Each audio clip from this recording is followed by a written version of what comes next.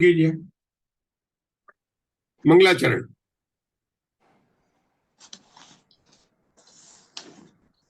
मंगलाचरण करना है आपको। सम्यक् ज्ञान चंद्र 12 अंगगिज्जा वियलेमलमूढदंशनुत्थिनया विविहवर चरण भूषा पश्यौषुमया वीरम्। तीर्थंकर उपदेश श्रुताय नमो नमः। रत्नत्रय धारक आचार्य उपाध्याय साधु परमेष्टिभ्यो नमो नमः। वर्तमान भगवान महावीर स्वामी के मोक्ष जाने के बाद में 5 श्रुत केवली हुए विष्णु, नंदी मित्र, गोवर्धन, अपराजित और भद्रबाहु, जिनको पूरे द्वादशांग का ज्ञान था, उनको मैं हाथ जोड़कर नमस्कार करता हूँ। द्वादशांग की हमारी चर्चा चल रही है। यहाँ पर 14 पूर्व में हमको विषय बढ़ाना है आत्म प्रभात पूर्व से। आत्म प्रभात पूर्व नंबर कौन सा है प्रीति जी? 7वें नंबर का पूर्व है। 7वें नंबर का पूर्व। देखो 14 पूर्व में आत्म प्रभात पूर्व जो हम पढ़ने जा रहे हैं 7वां पूर्व, और एक है कल्याणवाद पूर्व। ये आएगा प्रत्याख्यानम विज्ञानवाद कल्याणवाद, मतलब ये आएगा 10वां 11वें नंबर का पूर्व है। इन दोनों में पदों की संख्या सबसे ज्यादा है। कितनी ज्यादा? 26 करोड़ की पद की। कितनी बात है? 26 करोड़ की पद। क्या बता रहे हैं अपना? 7वें पूर्व का नाम है आत्म प्रभात पूर्व। इस पूर्व की पहले सबसे पहले क्या विशेषता है? इसकी विशेषता क्या है मुग्धा जी? कि ये इसकी कल्याणवाद पूर्व, इन 2 पूर्वों की संख्या सबसे अधिक है। कितनी है? कितनी बताई मैंने? 26 करोड़ 26 करोड़ की पद की बात है। तो ये देखिए आपको दिख रहा है 7वां प्रभात जो आत्म प्रभात पूर्व है। कल इसकी थोड़ी चर्चा प्रारंभ की थी हमने यहाँ पर आत्म प्रभात पूर्व की। यहाँ लिखा है आत्म प्रभात 26 करोड़ का पूर्व है। इसमें कैसे बोल आते हैं कस्तूरी जी? पढ़ सकते? आत्मा जीव है, करता है, भोगता है, प्राणी है, भक्ता है।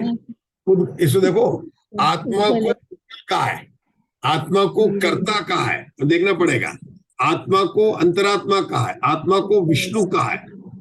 और यहाँ जो बोल आए जो अभी अपन पढ़ रहे हैं यहाँ पर समय ज्ञान चंद्रिका में भी लिखे, ये कितने? 19 बोल है। कितने बोल है? 19।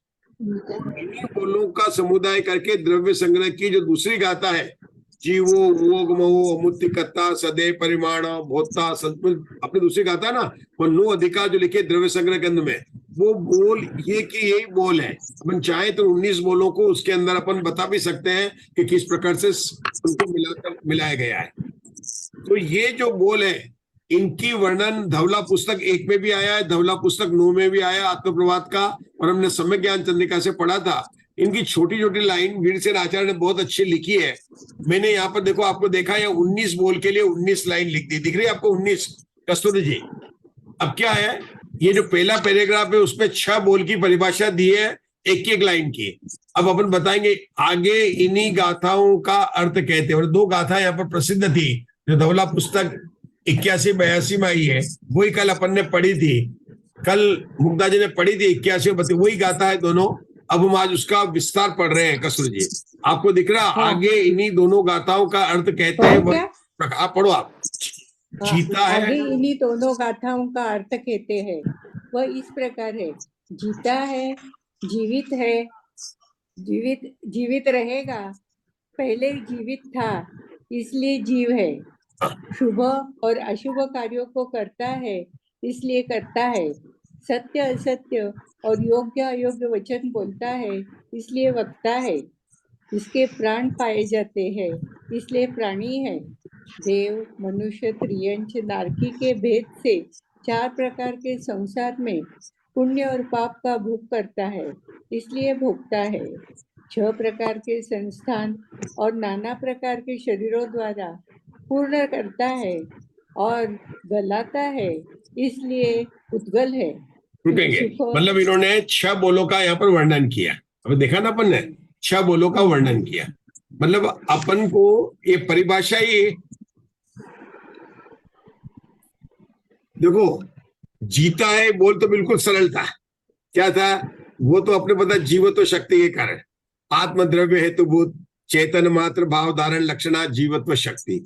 ये अपन 85 गाय की 30वीं गाथा में ले लें, जीवदी जीविदो जीव सत्व, जीता था, जिएगा और जीता। तो इनको दो प्रकार से बोला जाता है। एक बोला था व्यवहार जीवत्व की अपेक्षा से, और दूसरा बोला जाता है निश्चय प्राण की अपेक्षा से। समय सार में जो शक्ति में लिया गया है वहां पर व्यवहार जीवत्व की बात नहीं है, लेकिन व्यवहार जीवत्व को आधार बनाकर जो बात की गई है वो प्रवचन सार में की गई है। प्रवचन सार में जो शुरू किया ना वहां पर, तो प्रवचन सार के अंदर ये अधिकार के अंदर व्यवहार जीवत्व लिया। व्यवहार जीवत्व के अंदर उषा जी केकड़ा किसको लेंगे? काले चतुपाण, किसी को याद है गाथा? काले चतुपाण इंद्रिय बल, बोलिए मुग्धा जी बोलो, गाथा याद है तो।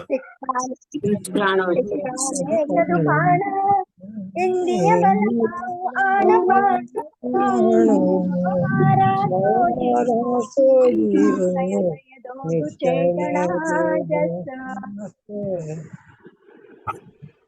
चलिए बताइए, जय श्री श्राप कौन से प्राण में 10 प्राण कैसे हो इस गाथा के हिसाब से? आप जय श्री श्राप बताएंगे। मनुष्य गतिविधि जीव 10 प्राण से जो जीता है, यानी 5 इंद्रिय बल प्राण, 3 मन बल वचन बल काय बल प्राण, आयु और श्वासोच्छ्वास से, ऐसे 10 प्राणों से जीव जीता है। ये कौन सा हुआ? व्यवहार जीवत। और निश्चय से जीवत कौन सा है? चेतना प्राण है, निश्चय से चेतना प्राण से तो जीता है। जीव नाम अपन बोलते हैं ना, समय सार में बोलते हैं ना कि भगवान आत्मा का जीवत्व शक्ति के कारण उसका नाम जीव कुमार पड़ा। भगवान आत्मा को जीव कहते हैं ना, किसलिए कहते हैं? जीवत्व शक्ति के कारण उसका नाम क्या पड़ा? जीव कुमार पड़ा। तो पहला बोल क्या है यहाँ पर? जीवो। और जीवो कहां पर है? समय सार की पहली गाथा में भी जीवो है, जिससे कहा कि जीवत्व शक्ति के बीच पड़े, गुरुदेव श्री ने हमको बताया। ठीक है ना? तो पहला बोल हो गया क्या है? जीवो। दूसरा बोल क्या पढ़ा अपन ने? दूसरा बोल क्या? करता है। करता किसका करता है? देखो समय सार में कहा अकर्ता, लेकिन यह कर्ता किसको कहा गया है? अपने ही अपने शुभ और अशुभ परिणामों का करता है ना? ये बताया। व्यवहार कर्ता किस अपेक्षा से कहा गया? व्यवहार अपने ही शुभ अशुभ परिणामों का करता है, इसलिए यहाँ पर कर्ता कहा गया। कल जब अपन ने सम्यक ज्ञान चंद्रिका पढ़ी थी तो उसके अंदर क्या बोला था कि निश्चय से शुद्ध भावों का करता है और व्यवहार से शुभाशुभ भावों का करता है। पर निश्चय और व्यवहार दोनों को लेकर बात करें तो कर्ता के बोल कैसे बताएंगे? अशबन कैसे बताएंगे कर्ता का बोल को? कर्ता को बोल को निश्चय व्यवहार से बताना है। तो व्यवहार से क्या है? व्यवहार से शुभाशुभ भाव का करता है और निश्चय से शुद्ध भाव का करता है। जिसको हम व्यवहार करें उसको अशुद्ध निश्चय से भी कह सकते हैं। अशुद्ध निश्चय नहीं से शुभाशुभ भावों का करता है। और ये कि व्यवहार से तो घटपट रथ आदि का कर्ता कहा जाता है। व्यवहार से तो घटपट रथ आदि का कर्ता कहा जाता है। अशुद्ध निश्चय नहीं से अपने अशुभ भावों का शुभाशुभ भावों का करता है, और शुद्ध निश्चय नहीं से शुद्ध भावों का करता है। कर्ता बोल को कैसे बोलेंगे? उषा जी 3 बोल बोलिए, कर्ता बोल के बोल बोलिए। कर्ता बोल को कैसे बोलेंगे? व्यवहार नहीं से रथ पद घट, है ना, इसका करता है। अशुद्ध निश्चय नहीं से शुभाशुभ भावों का करता है। शुद्ध निश्चय नहीं से अपने शुद्ध भावों का करता है। आप बोल सकेंगे जय श्री श्राप तीनों बोल? जी मैं बोलूं? हाँ, सब एक एक करके बोलते, सबको बुलाएंगे। 3 बोल, कर्ता के 3 बोल। कर्ता के व्यवहार नहीं से जीव घटपट आदि का करता है। अशुद्ध व्यवहार नहीं से वो अशुद्ध निश्चय, अशुद्ध निश्चय नहीं से, अशुद्ध निश्चय नहीं से शुभाशुभ भाव का करता है, और निश्चय नहीं से शुद्ध निश्चय नहीं से शुद्ध भाव का करता है। बहुत बढ़िया। हाँ, अब बोलिए उषा जी के, और आप बोलना चाहते हैं बोलिए। हाँ। व्यवहार ने से रथ पट आदि वस्तु का करता है, और अशुद्ध निश्चय ने से शुभ शुभ भाव का करता है, और शुद्ध भाव से अपने चैतन्य प्राणों का शुद्ध भाव को करता है। अच्छा भाई, व्यवहार से रथपथ घट का करता है, समझदार की कौन सी गाता है? नंबर याद है? 100 नंबर की कौन सी गाता है? तो बिल्कुल इजी है, 100 नंबर 100 नंबर याद रखना। इसलिए मैंने प्रीति जी से पूछा था। प्रीति जी नीचे देख रहे थे, नहीं तो मैं उनसे पूछता। अभी प्रीति जी को देख रहे हैं नीचे, तो बताइए कौन सी गाता है? समय सार की 100 नंबर की गाता है, एकदम याद, क्योंकि नंबर ऐसा कि एकदम याद रह जाए। 100 नंबर, पूरा 100 नंबर है। क्या बिल्कुल याद रह जाएगा ना? मैं पूछ सकता हूँ, घटपट रथ का करता है, ये 100 नंबर की गाता है समय सार की। अशुद्ध निश्चय नहीं से अशुभ भावों का करता है और शुभाशुभ भाव करता है, ये द्रव्य संग्रह गाथा मिल जाएगा आपको। द्रव्य संग्रह दोनों मिल जाएंगे, तीनों मिलेंगे वहां पर, तीनों बोल मिल जाएंगे द्रव्य संग्रह में। तो इस प्रकार में 2 बोल बोले। तीसरा बोल कौन सा था? भोक्ता था। तीसरा बोल कौन सा आया था इसमें? अपने ज्ञान दर्शन भाव का करता है। वक्ता, वक्ता बोला, तीसरा बोला वक्ता। ये तीसरा बोल किसका? वक्ता। वक्ता वक्ता वक्ता का। तो वक्ता किसको कहा था? सत्य असत्य और योग वचन बोलता है, इसलिए वक्ता है। वक्ता कौन सा है? ये झूठ बोलता है तो भी वक्ता है, और ये सत्य बोलता है तो भी वक्ता है ना? अच्छा, वक्ता बड़ा है कि श्रोता बड़ा है?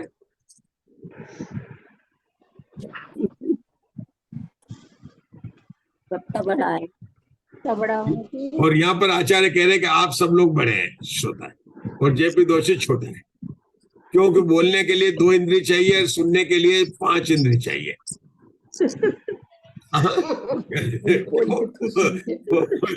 आप लोगों को सुनने के लिए कान चाहिए कि नहीं चाहिए? वो कान वाला, जिसके कान होते हैं वो कौन होता है? 5 इंद्रिय जीव होता है। तो बड़े कौन है? इसलिए मधु जी, जो ज्यादा बोलता है वो ज्यादा छोटा होता है, ज्यादा सुनता है वो बड़ा होता है। आचार्य बोल रहे हैं मैं सबसे छोटा जेपी दोषी आप नहीं, मैं हूँ, तो मैं बोलता हूँ, इसलिए जो है छोटे हैं। क्योंकि जब से 2 इंद्रिय हो गया, श्रोता कब बना? जब कर्णेंद्रिय मिली, पंचेंद्रिय मिली, तब से बना।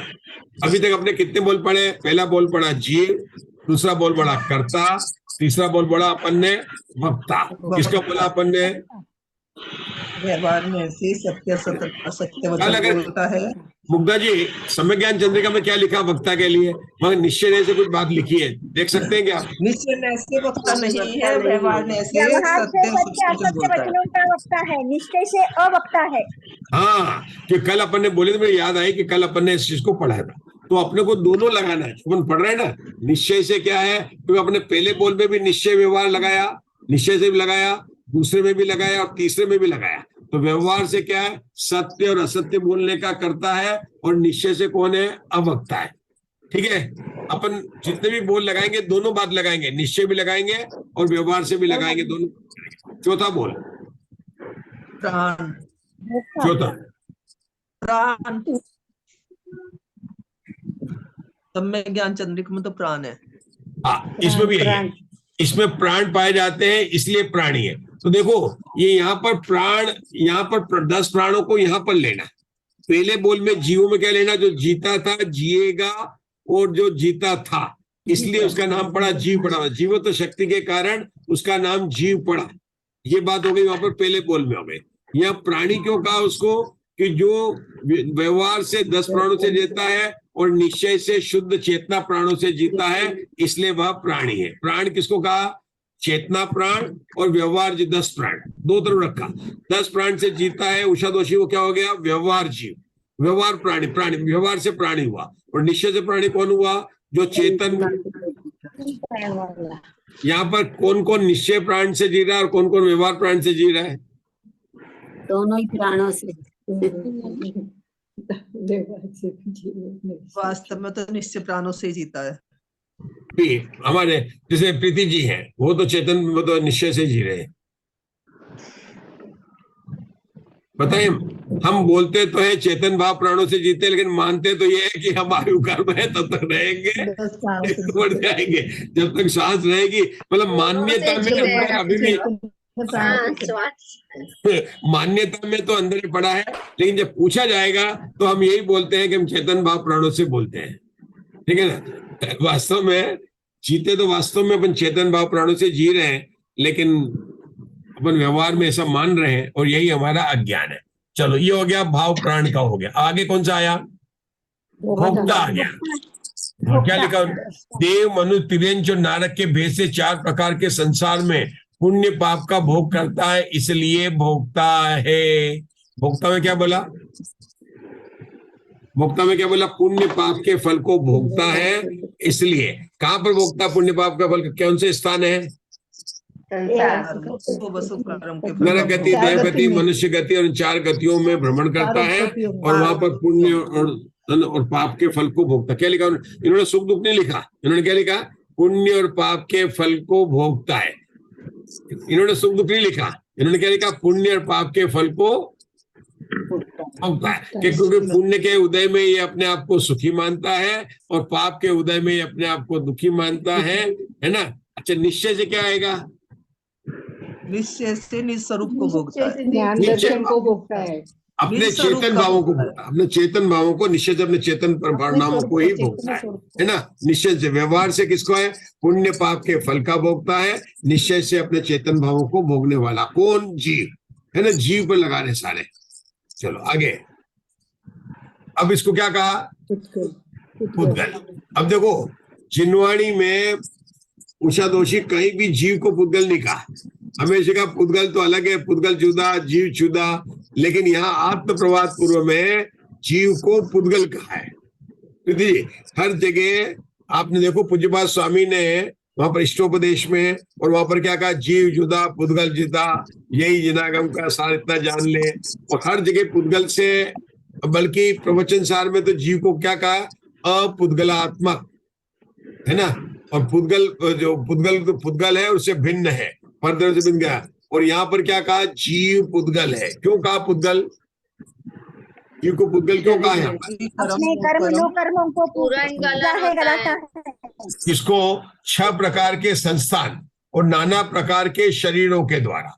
अब 6 प्रकार के संस्थान और नाना प्रकार के शरीर, 6 प्रकार के संस्थान कौन से हैं? समचतुर संस्थान, निर्लोक परिमंडल, स्वाति, वामन, कुब्जक और हुंडक। और नाना शरीर कौन से हैं? नाना शरीर में कौन से? नाना शरीर में औदारिक वैक्रिक आहारक तेजस कर्मण। तो ये तो 6 हुए, तो इन्होंने नाना क्यों लिखा? सभी नाम कर्म की मिश्र और वो कर दिया औदारिक मिश्र व्यक्ति। हाँ, या बहुत बढ़िया है। कोई बोले नहीं, बहुत यही थे। कल अपने भंग पढ़े थे ना, 36 भंग बनाए थे अपन ने। वो हुंडक संस्थान को लेकर मैंने 61, 62, 5 सहयोगी भंग, 10 सहयोगी भंग, तो ऐसे भंग बनाएंगे, इसलिए नाना प्रकार के जीव लेता है। मतलब ये बात बताइए, कल ही अपने आई थी, परसों जब अपन संस्थान का पढ़ रहे थे ना, बहुत बढ़िया, आपने बिल्कुल याद रखा। मतलब नाना प्रकार, वैसे तो अपन कहते हैं तो 6 प्रकार से लिखता, 5 प्रकार के शरीर।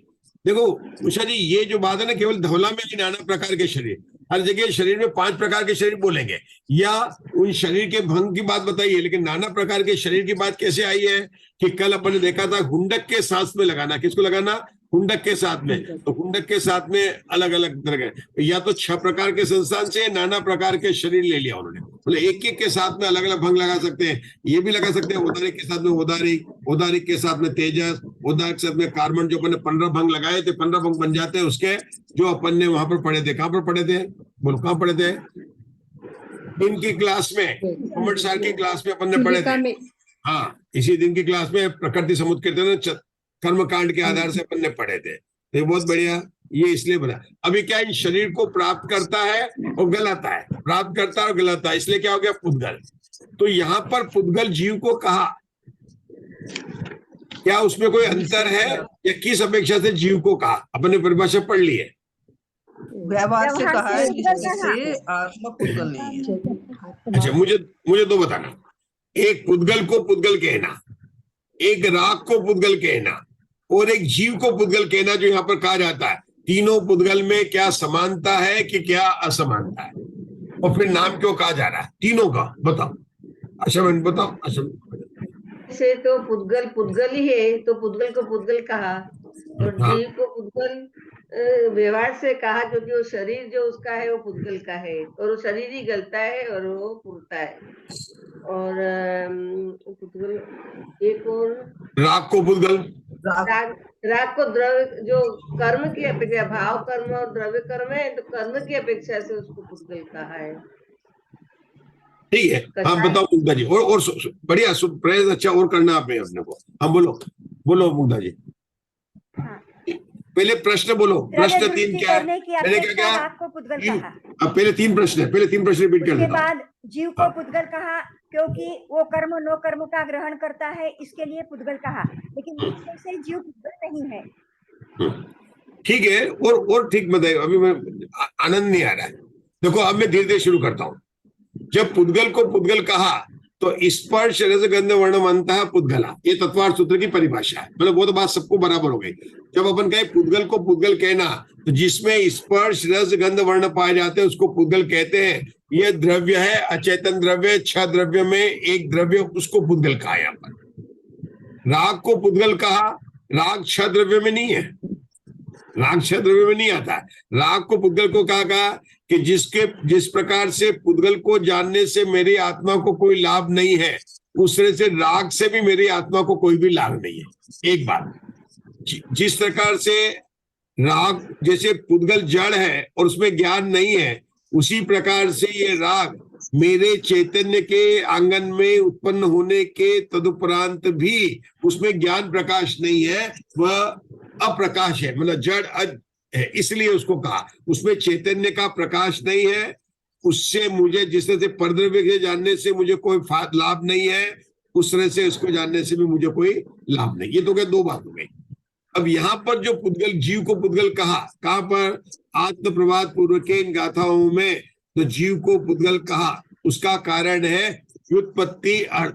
पुद्गल की व्युत्पत्ति अर्थ होती है पुरियंती गलियंती इति पुद्गला, इसको कहते हैं व्युत्पत्ति अर्थ। क्या कहते हैं इसको?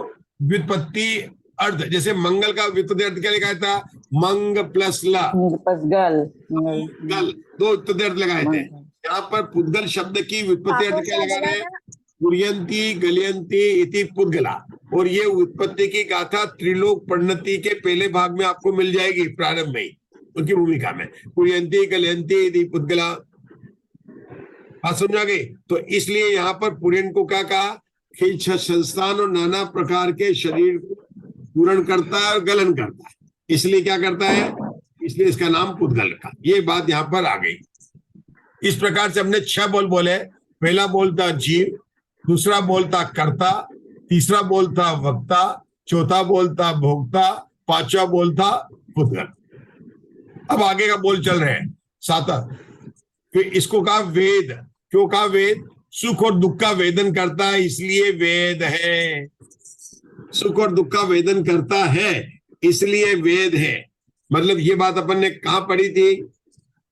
मंजुला जी को याद आएगा, जब हमने जीव और शरीर को एक कहा था और दूसरे फिर बोल बनाए थे हमने, जीव और शरीर अलग अलग है। तो हमने कहा था ये दाय को प्राप्त होता है, इसको भेदने, उसको छेदन और भेदन करने पर सुख दुख को प्राप्त करता है, इसलिए जीव और शरीर एक है। और फिर आपने तलवार में आने वाला तीसरा पॉइंट पर आपने आगे का बताया था। याद आया ना? याद आया था? भूल जाते हैं ना, क्योंकि पानी में लिखे हुए अक्षरों के समान हमारा अक्षर विज्ञान। तो यहाँ पर क्या बताया? वेद क्यों कहा? सुख दुख को वेदन करता है, जीव वेदन करता है ना? शरीर में मतलब जीव को ही सुख और दुख, परमाणु में न सुख है न पीड़ा है। अगर हम केवल शरीर को लें तो उसमें न पीड़ा है और न सुख है, सुख दुख को स्वयं वेदन करता है। तो इसलिए यहाँ पर कहा वेद। क्या कहा इसको? वेद। किसको कहा? वेद। बोलिए जय श्री राम। 7 बोल हो गए अपने। कौन कौन से 7 बोल हो गए? पहला जीव, दूसरा कर्ता, तीसरा प्राणी, है ना? तीसरा वक्ता, चौथा भोक्ता, प्राण, 5वां वक्ता, वक्ता, प्राणी, भोक्ता, पुद्गल और वेदक। पुद्गल। पुद्गल अब पुद्गल। चलिए आगे का कौन पढ़ेगा? पढ़िए। प्राप्त हुए शरीर को व्याप्त करता है, इसलिए विष्णु है। प्राप्त हुए शरीर को व्याप्त करता है, इसलिए विष्णु। विष्णु किसको कहते हैं? विष्णु किसको कहते हैं जगत में? देखो, एक है इनका ब्रह्मा, एक है विष्णु और एक है महेश। बताइए, विष्णु ब्रह्मा और महेश नाम सुने आपने? जगत में विष्णु किसको कहा है, ब्रह्मा किसे कहा है और महेश किसे कहा है? कौन बताएगा? जगत में बताओ, अश्विन बताओ, जगत में विष्णु किसको कहा? जगत में जो ब्रह्मा है सृष्टि की रचना करता है, महेश संहार करता है और विष्णु रक्षा करता है, डिफेंस मिनिस्टर है, रक्षा करता है। लेकिन वो बात है। लेकिन विष्णु के लिए एक बहुत बहुत पसंद है, कण कण में भगवान।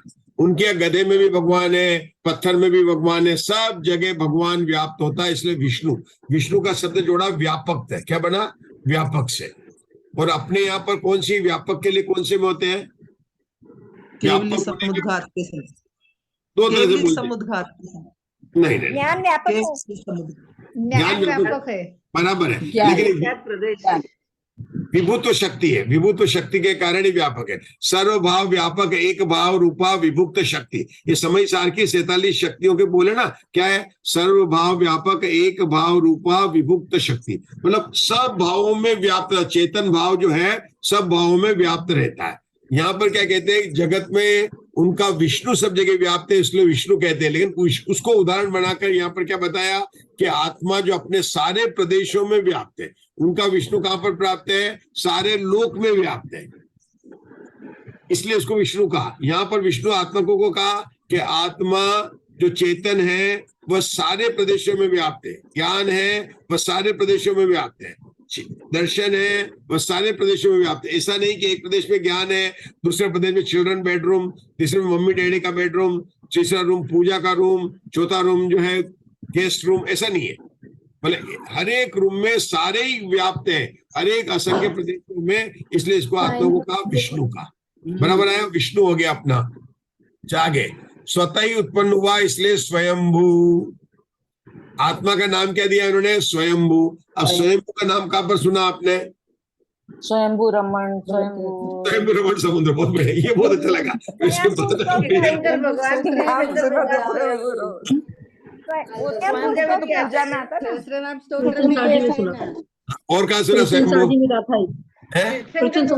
पूजा में भी आता ना स्वयंभू।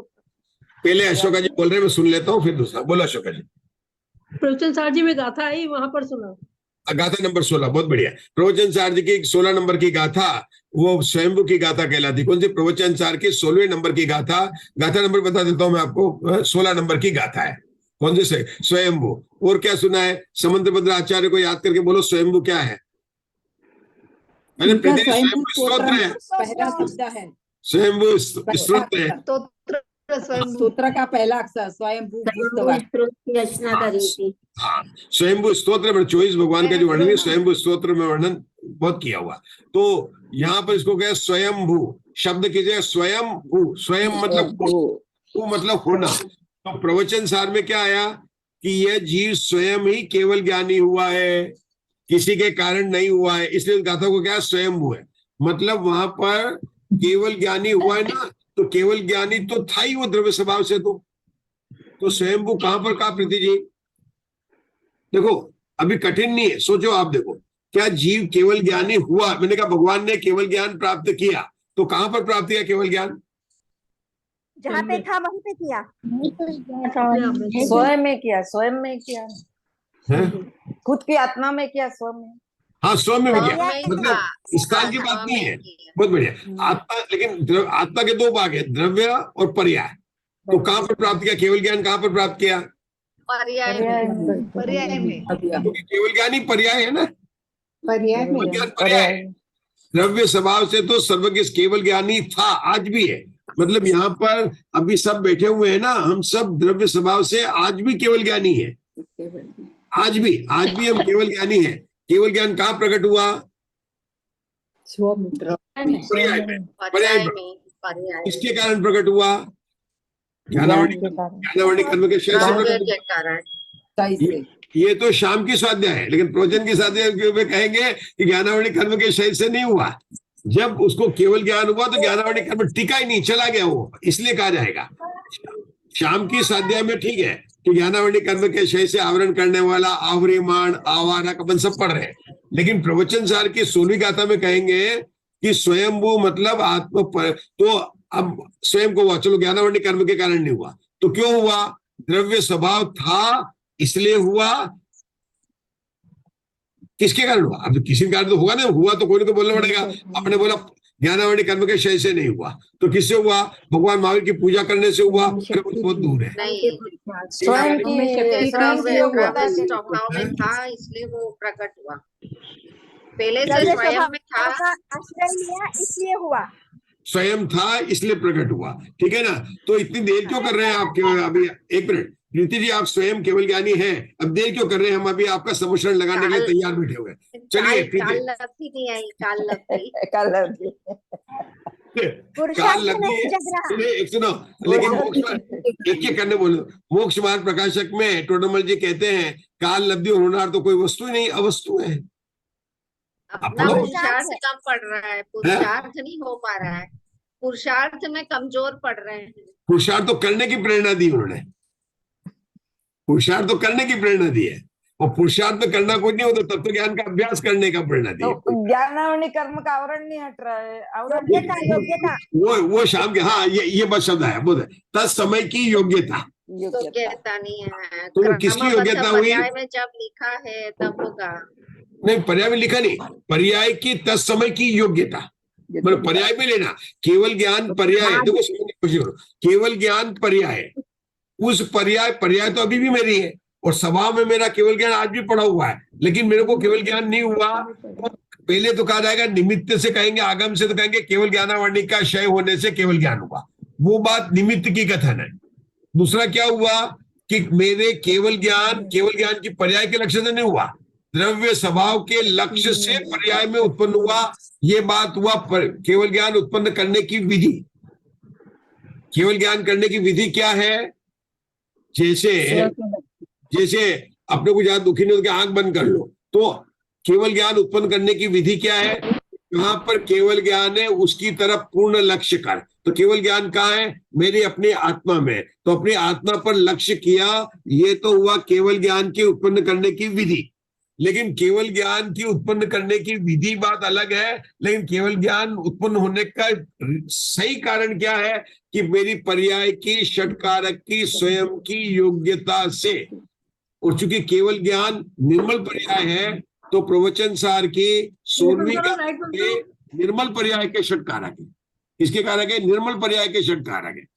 विकारी पर्याय के षटकारक 85 का 62 गाथा, निर्मल पर्याय की षटकारक की गाथा 16वीं गाथा। तो ये बताया यहाँ पर कि स्वयं की योग्यता से वो केवल ज्ञानी हुआ। अब यहाँ बात क्या, बोल कौन तो चल रहा था? कुछ आप लोगों को कुछ वो तो नहीं आ गया? निंद्रा स्वयंभू, ये बात तो बहुत अच्छी चल रही थी, इसमें तो निंद्रा प्रसरा दूर जानी चाहिए।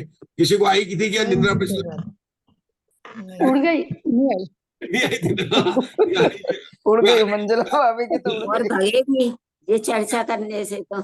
नहीं, ये तो बहुत बहुत सुंदर चर्चा हुई। मतलब अपन ने बेटा स्वयंभू के लेकर अपन ने चर्चा की ना, तो प्रवचन सार की गाथा की बात अपन ने कर ली। तो स्वयंभू मतलब स्वयं हुआ है, तो ये स्वयं इस संसार में रखड़ रहा है, इसलिए इसको स्वयंभू कहा। यहाँ पर क्या इसलिए कहा कि ये स्वतः ही उत्पन्न हुआ। क्या लिखा? स्वतः ही उत्पन्न हुआ है, स्वयंभू है, इसलिए स्वयं स्वतः किसी दूसरे के कारण नहीं हुआ है के कारण। इसका मतलब क्या हुआ कि जीव अगर संसार में है तो स्वयं ही है, नरक में उत्पन्न हुआ है तो स्वयं हुआ, आयु कर्म के कारण नरक गया, ये बात गुरुदेव श्री प्रवचन में आती है। स्वयं ही उत्पन्न हुआ। अगर जीव को स्वयंभू कहा, इसका मतलब क्या हुआ कि अपनी स्वयं की योग्यता से रहा। आयु कर्म था और उसको ले गया, नरक गत्यानुपर्व का उदय आया और चला। मतलब अपन जो शाम को पढ़ रहे ना, वो सब जीव की स्वयं की अपनी उसकी योग्यता थी, इसलिए हुआ। स्वयं ही हुआ, इसलिए स्वयंभू। स्वयं ही सिद्ध होता है, स्वयं ही नरक जाता है, अकेला ही जाता है, केले के साथ में नहीं जाता। केला के क्यों नहीं होता? केला मतलब क्या होता है? जीव अकेला मोक्ष जाता है, क्यों? संतरे के साथ में क्यों नहीं जाता है? क्या अनार के साथ में? छिलका, केला साथ छिलका। में केला दूध हर के एक साथ अकेला नहीं अकेला जाता, फिर होता क्या? है, अनार वो सब इकट्ठे होते हैं। देख, आप कभी जाएंगे, भाई साहब आप अकेले आए, मतलब आप घर में साथ को नहीं लेके आए। और अकेला मतलब क्या? कि जिस प्रकार से केला बिना छिलके के नहीं मिलता, बाजार में आप केला लेने जाओ तो क्या बिना छिलके के हो गया? तो अभी आप माफ मत करना, मतलब उल्टा भी ले लेना। मतलब पति अगर आया है तो पत्नी हो गई छिलका, और पत्नी आई है तो पति हो गया छिलका। तो क्या बोलते हैं? अकेले आया मतलब बिना छिलके के आप आए हैं। तो मोक्ष में अकेले जाना मतलब क्या? बिना छिलके के आप मोक्ष जाएंगे, छिलके के साथ मोक्ष में नहीं जाएंगे। तो कौन सा छिलका नहीं जाएगा? सभ्य कर्म, भाव कर्म, दो कर्म के छिलके के बिना मोक्ष पाएंगे।